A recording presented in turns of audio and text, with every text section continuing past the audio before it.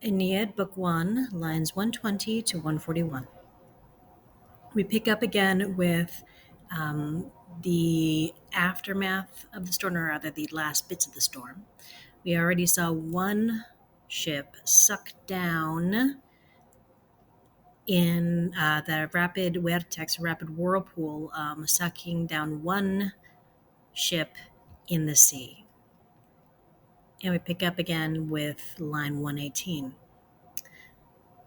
Rari, individuals might be a good translation here for Rari, appear, swimming, participle here modifying rari, masculine nominative and plural, in the vast gulf. And here are the other nominatives that appear in the water. The weapons of men, of course, we have that syncopated genitive plural that we have seen so many times for vierum.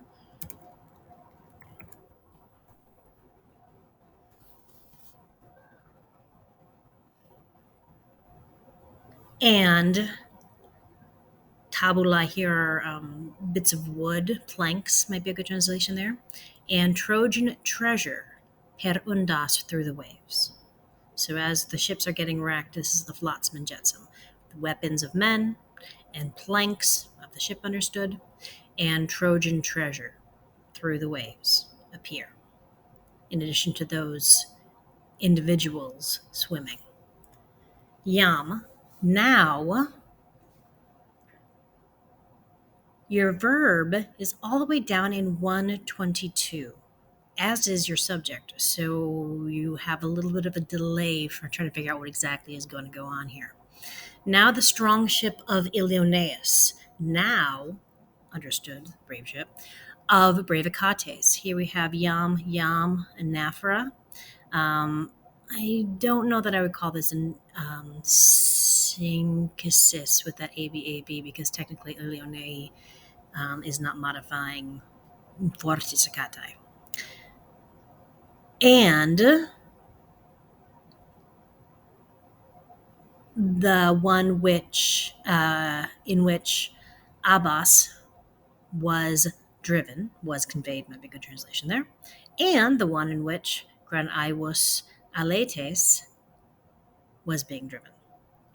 Qua, both quas are both anaphora, and both quas have as their antecedent Nawen ship. All these ships, all these, Hiems Winkit. Hiems literally means a winter, but here it's more like this winter-like storm, the kind of storm, nasty storm that shows up in the Mediterranean during the wintertime. So again, now a winter storm has conquered, has overcome. It is a perfect tense verb.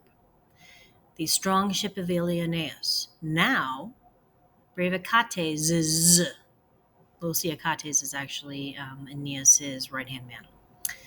And the one in which Abbas was conveyed, and the one in which Aletes, grand old counselor Aletes, was conveyed. My next verb here, akipiont.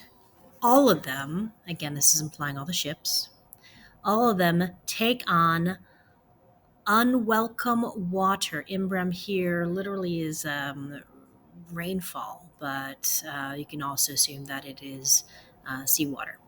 All of them take on unwelcome rainwater. Here we have an ablative of place. At the gaping joins of the side, latus lateris, of course, third declension, neuter noun, here it's genitive plural.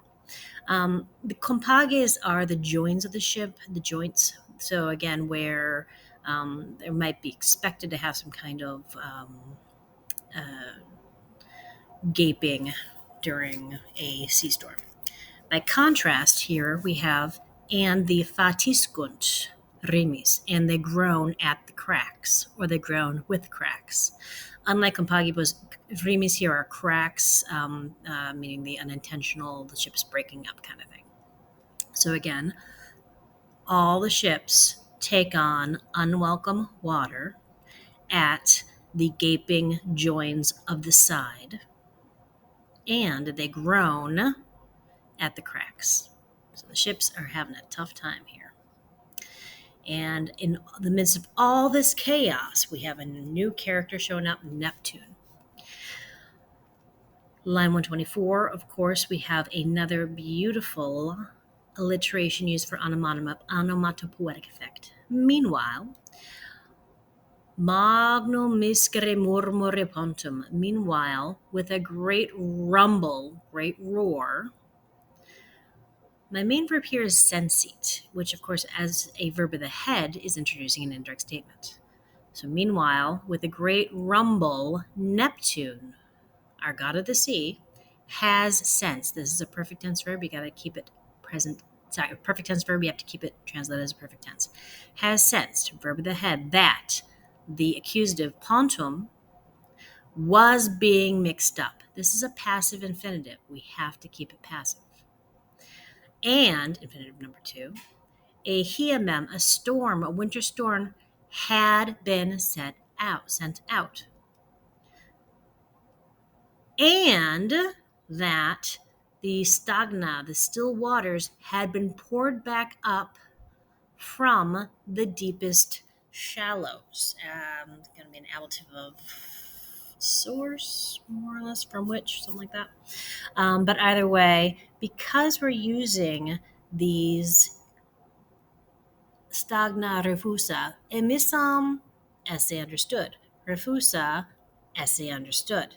Virgil leaves off the essay. He needs the 2 extra syllables. That saves him. I think he's also picking up on something that Greek does, that Greek can have a verb of the head plus a participle in indirect statement. But I digress. Graviter comotus, gravely upset, seriously shaken up. Comotus here, participle modifying Neptunus.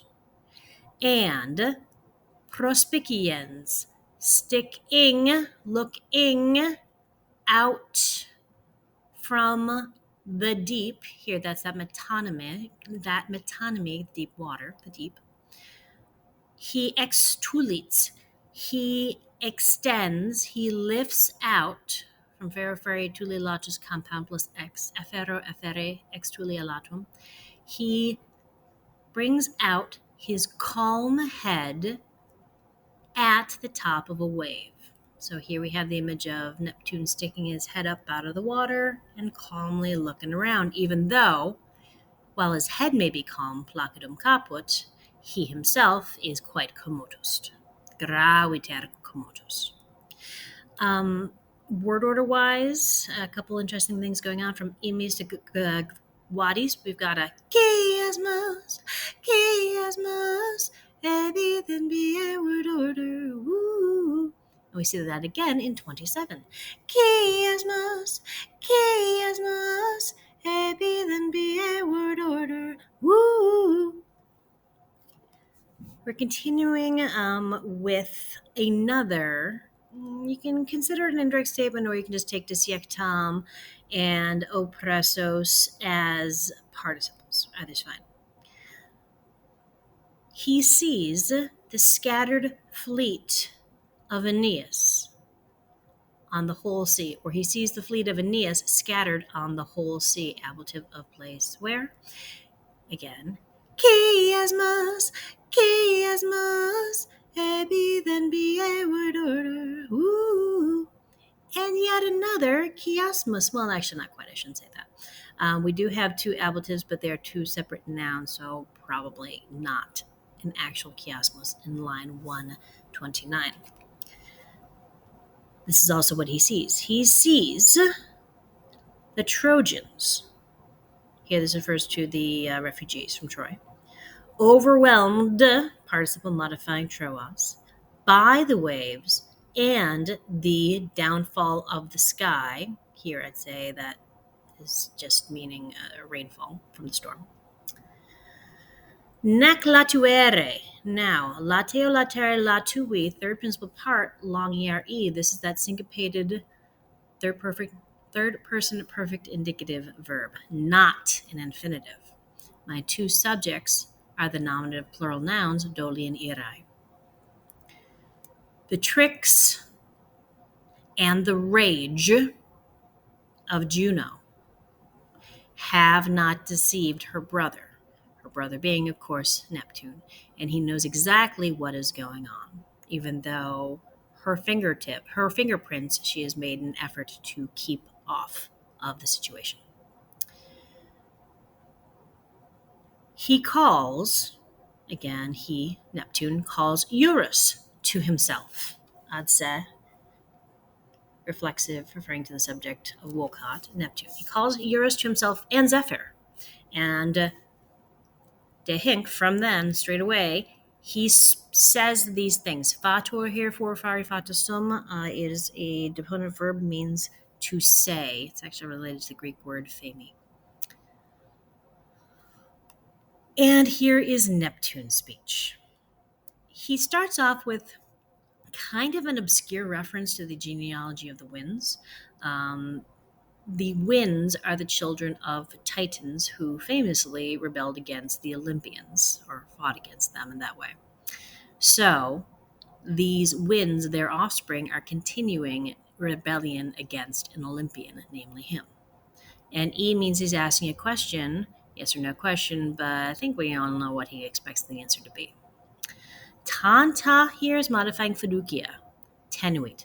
Does such great confidence, might be a good translation for fiducia here, hold you? And is a confidence, we would say in, Latin says of, your family, your kind. Again, family genealogy, that they are descended from Titans. Again, does such great confidence in your kind, genus generis, has it held you? Has it gripped you? Already, now your main verb here is audatus. This is not audeo audere to hear. This is audeo audere to dare, which is followed up by these two infinitives. Already or now, either's fine, you dare to mix up the sky and the earth without my noumen here is divine authority. Very important concept. Remember how upset Juno was about her noumen being disrespected. Here, Neptune is likewise upset with his noumen being disrespected. Venti here, vocative, of course, because he's speaking directly to the winds. So again, now you dare to mix up the land and the land and the sky without my authority, winds. And dare number 2, to tolo, to lift up such great mounds of seawater. Understood? Who am I? Now, this is the most famous, frankly, the only one I can think of easily, example of what's called a pausiopesis. It's when a person is making a big speech and then they break off dramatically because they're just too upset or they're too distracted to go on. Who am I? But, praestat here in personal verb, it is better, praestat, literally it stands ahead. It is better to componere, to calm, to compose the waves which had been set in motion. Fluctus here, of course, third declension noun, so this is an accusative plural, modified by motos.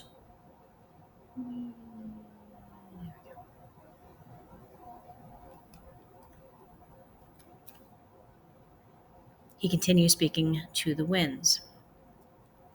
Afterwards, posterior adverbial, you will atone, you will pay for the things which you have committed, which you have done to me with a not similar punishment.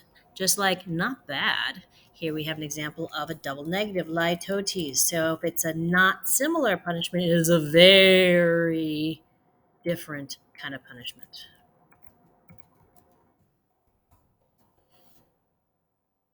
So they're going to catch it, in theory. Maturate, dicite here are two main imperative verbs with the next sentence. Maturate, hasten your flight, fugam, and, qua here joining the two, maturate and dicite, hasten your flight, and dicite, say these things, dative indirect object, to your king. Now, since dico dicere is a verb of the head, it's going to kick off an indirect statement. Say that the Imperium Pelagi and the Saevum Tridenti non illi datum esse sed mihi sorte. And this is a reference to the way that Jupiter and Neptune and Pluto, god of the underworld, drew straws for who would get what kingdom. Neptune drew the sea by lot. Again, say, verb of the head, that. Not to him, illi, meaning Aeolus, of course, was the power imperium of the sea and the savage trident given, datum, but to me, again, dative indirect statement, dative indirect object, sorte by lot. That's probably an ablative of manner, how it was done by lot, by drawing straws. Ille, tenet ille, here back to the indicative. He, meaning Aeolus, holds the immense rocks, Imania Saxa, Westras Domos. Don't forget Domos, even though it looks like it is a here fourth declension ish, second declension e accusative plural. It's a feminine noun, so Westras is modifying it. He holds the immense rocks. Your home, Eurus. Poetic plural. Yaktat here is the subjunctive mood. Yakto yaktari is a frequentative of yakio, but we've seen it actually in Cicero, yaktabid audacia. Yakto se is an idiom that means to boast. Let Aeolus boast, yaktet se, in that hall of his. And continuing with the use of subjunctive, the let us subjunctive, let him reign, let him rule, ablative of place where, in his closed off prison of winds. Again, quod cumque hoc regni, whatever kingdom, whatever this is of a kingdom. So it's a little bit snarky, but you can't blame Neptune for being upset that his kingdom was infringed on by this little old god of the winds.